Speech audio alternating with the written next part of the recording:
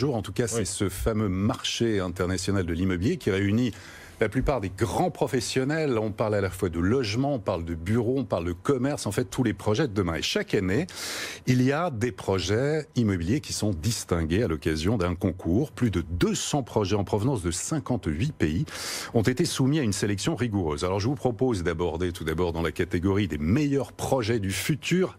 5 candidats sont en lice et la compétition est d'un très haut niveau. Premier candidat, il est japonais, c'est le promoteur Sumitomo, architecte également, et l'idée c'est de construire une tour en bois de 350 mètres de hauteur et de 70 étages. Il faut savoir qu'actuellement la tour en bois la plus haute du monde, elle est à Vancouver et elle fait 53 mètres de hauteur. Donc là on passerait à 350 mètres.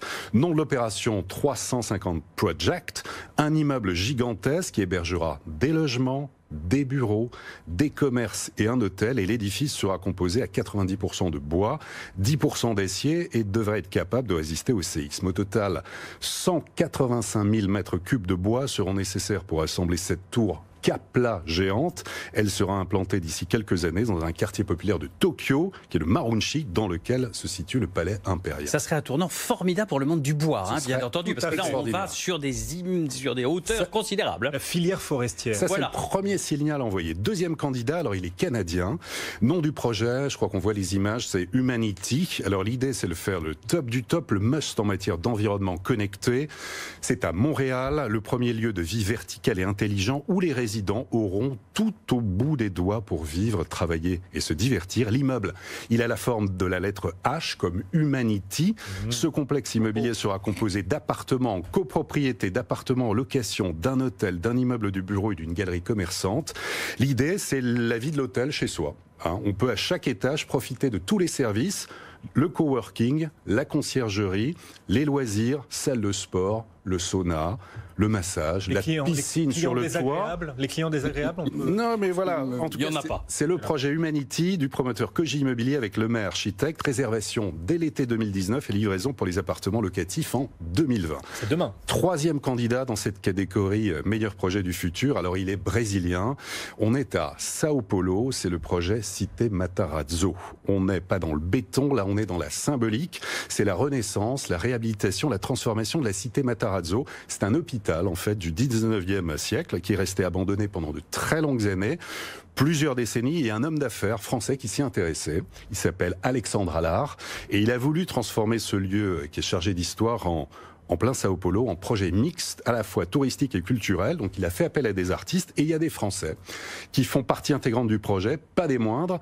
Architecte Jean Nouvel, designer Philippe Stark, et la Cité Matarazzo est actuellement en construction. La tour mesure 93 mètres de hauteur, hôtel 5 étoiles, 104 chambres, 126 suites, penthouse privé, et la verdure va envahir la tour qui se situe juste à côté de ce parc Matarazzo. Quatrième projet, quatrième candidat, alors là on est à... On rappelle, pour ceux qui nous rejoignent en cours de route, on est sur le MIPIM, le grand salon d'immobilier, avec ces grands projets immobiliers qui sont présentés. Voilà. Ça c'est la catégorie meilleur grand projet du futur. Quatrième candidat, on est à Buenos Aires en Argentine, et là c'est l'équipe de Zaha Hadid Architecte, et le promoteur Grupo Portland, c'est le projet de l'avenue Libertador, projet qui va au-delà du projet résidentiel. Il y a une volonté de transformer la ville. Alors 43 000 mètres carrés, là on a une livraison prévue en 2021. Et puis le cinquième candidat, alors, il est français. Non. Et nous sommes à Paris. Et oui. Non. C'est un projet dont on a déjà parlé ici, imaginé par les architectes, donc...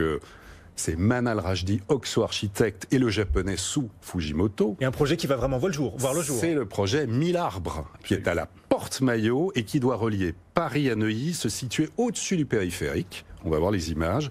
Ce sera l'un des plus grands ponts habités au monde. Un îlot de végétation de 63 000 mètres carrés sur 8 étages. L'idée, c'est de réconcilier la ville et la nature. 1 millier d'arbres seront plantés, certains de plus de 15 mètres de haut. C'est un programme à usage mixte. 15 mètres de haut dans 50 ans, attendez. Dans l'immobilier, à chaque fois, les cabinets d'architectes nous font le coup. Vous allez voir l'immeuble, en tout cas en France, c'est pas le cas à l'étranger. En France, vous allez voir l'immeuble avec des grands arbres, etc. Il y a des arbres nains qui n'arrivent même pas à survivre. Il y a des promesses. En tout cas, 30 000 mètres carrés de bureaux, des appartements haut de gamme, des logements sociaux, une rue dédiée à la gastronomie, gastronomie, un hôtel Hilton, un pôle pour la petite enfance, un projet qui associe également Eugic et la compagnie de Phalsbourg. La promesse, début des travaux, septembre 2019, livraison prévue, décembre 2023. Voilà pour le projet Mila House.